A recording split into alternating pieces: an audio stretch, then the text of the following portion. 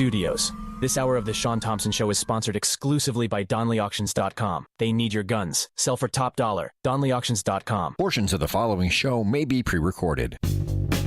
From the streets of Melrose Park to the trading floor of the Merc, he's fought for every dollar he's ever earned. And now, with personal liberty and our system of capitalism under assault in America, he's here to seize back our rights from the government. With a cigar in one hand and a copy of the Declaration of Independence in the other, he's Shaun Thompson. And this is the Shaun Thompson Show. Some folks are born made to wave the flag. Ooh, they're red, white, and blue. He doesn't give press conferences. Every time he walks out, he really is giving a State of the Union. There has never been a president that has been more accessible to the people in the history of the last 100 years. Never. Never. He walks out, he talks, but what is brilliant about his approach is that he understands who he's talking to. He's talking to the same socialist, Marxist, communist traders that have led to not just the $39 trillion in debt, that have led to the failed policies and the collapse of what America used to be as he restores it in real time. Means violating international law. Quiet. You no longer have credibility at the New York Times because the New York Times said, oh, Trump won't win the election and I won in a landslide. I won every... That's just one thing they said. They also said that that stupid son of a dog, that moron election thief, was capable to tie his own fracking shoes. And Joan Shingang, I'm going to pronounce right, Shanga Kawawa. Rarely can you go an entire sentence without a fracking word. But the New York Times and every one of these morons, these are the same idiots that fluffed Obamacare, which nationalized our health care and destroyed so many businesses and the cost of it.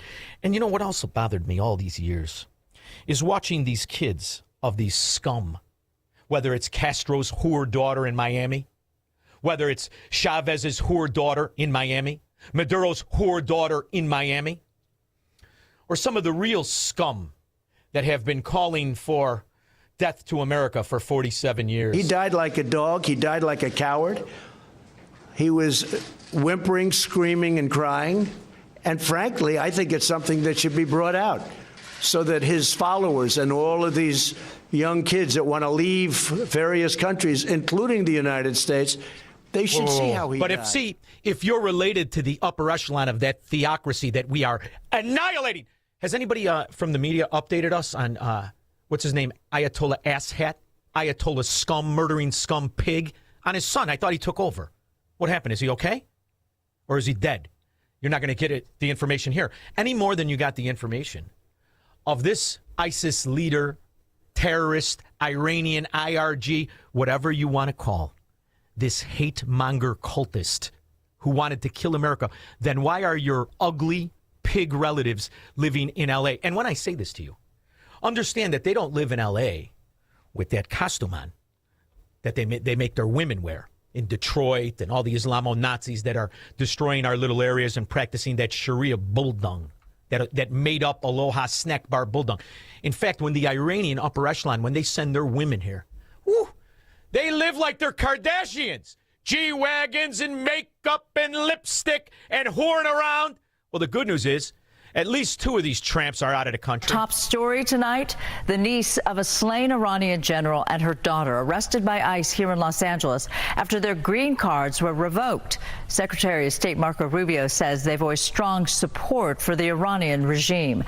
Yeah, that's another thing. You come here, you put on your lipstick, you get behind the G-Wagon, you live like an American instead of the people who are being hung and tortured in your dung-hole cult headquarters called Iran. And then you talk nicely about Iran. What do you think? You're going to be a congresswoman like Ileana Omar? Her father was a general in the Somalian army, killing his own people. The whole reason we had to give him temporary protected statuses. And her crooked, thieving ass became a congresswoman. Was that the goal of this tramp? 7's Rachel Aragon joins us now live from Tahunga, where the two had been living. Rachel. Yeah, with this war in Iran escalating, continuing as we speak right now, Susan, a DHS spokesperson recently stressing that holding a green card here in the U.S., they're calling this, of course, a privilege. They also stress that anyone who poses a serious threat with that status could risk having their legal status here revoked. Actually, I was surprised, and it was quiet everywhere. So. Residents living along this serene and quiet Tahunga neighborhood shocked to learn about their next-door neighbors, the niece and grandniece of slain Iranian general. Where'd you get the money? Trampolas. Where did you get the money to live in a $6 million house and buy G-Wagons and lipstick and walk around like an American? Where did you get the money? And it all leads back to Barack Obama. It all leads back to foreign policy. $14 trillion stolen by these Islamo-Nazis. Did the New York Times report about that? What did the New York Times report? They reported to keep that lie going. The New York Times couldn't wait to kiss Barack Obama's ass. Swing state. New York Times said, oh, Trump won't win the election. New York Times has no credibility. The credibility they have is it used to be all the news that's fit to print. The old gray lady, it was great, but they're running on past fumes, and you can't keep doing that. You have. Well, that's a little bit where he's wrong. The old gray lady, is that what New Yorkers called that rag, that propaganda rag? That's the same rag that refused to write of the Third Reich because they were fluffers of collectivism, and they are today. Fluffers of top-down government supremacy. That's why they fluff Hitler, fluff Obama, and they pretended that moron Joe Biden could form a fracking sentence when he was sitting on a changing table with his little scarecrow legs up in the air, waiting for Auntie Jill to hit him with the powder in what used to be his testicles. That's how they work. And they fluffed it the entire time. And now, the other problem is some of these asshats have connections in the permanent government bureaucracy. And that's where the leaks come out, even as we try to rescue our own soldiers, which proves beyond the shadow of a doubt they're not reporters. They, too, like the vast majority of all Democrats, are traitors. These two extraordinary rescues, because it was two, and as you probably know, we didn't talk about the first one for an hour, and then somebody leaked something, which we'll hopefully find that leaker. We're looking very hard to find that leaker, and talked about there's somebody missing. They basically said that we have one and there's somebody missing. Well, they didn't know there was somebody missing until this leaker gave the information.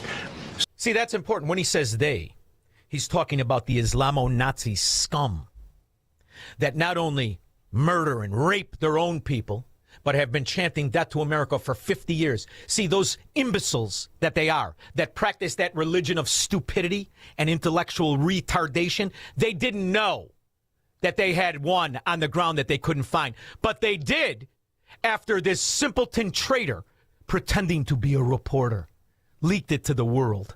So whoever it was, we think we'll be able to find it out because we're going to go to the media company that released it, and we're going to say, national security, give it up or go to jail.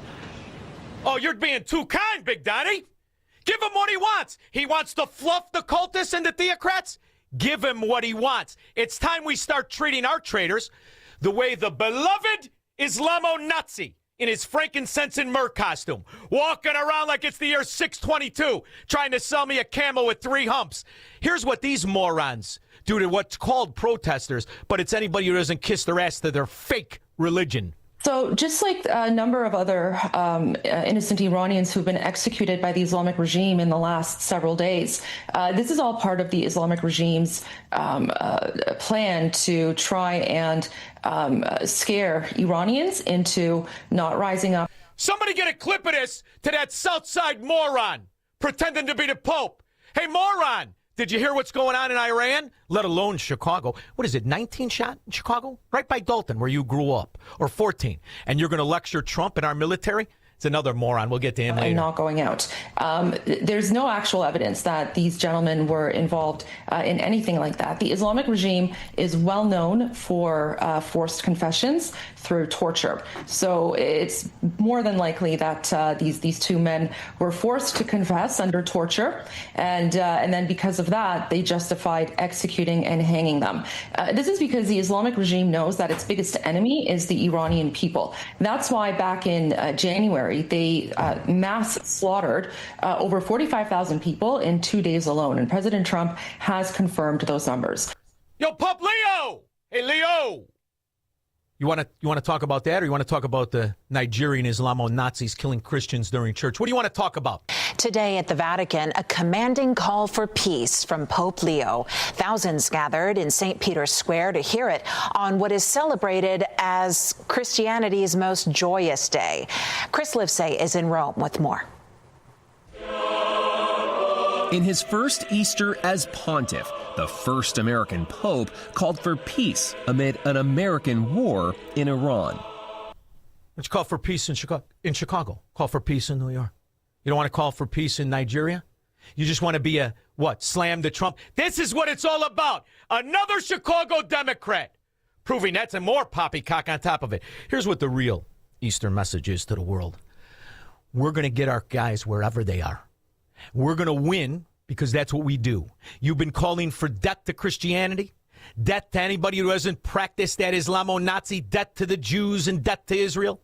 We're going to give you what you love the most. We're going to give you death each and every time, no matter which pope is in on it or not. Where's Julius II? He was the last warrior pope. Here is the President of the United States in his own words. Quote, Tuesday will be Power Plant Day and Bridge Day all wrapped up in one in Iran. There will be nothing like it. Open the straight, you crazy bastards, or you'll be living in hell. Just watch. Now that's an Easter message to the Islamo-Nazis. Way better than the Pope. You'd be a better Pope too, Big Donnie. 312-642-5600. Call Shaun now.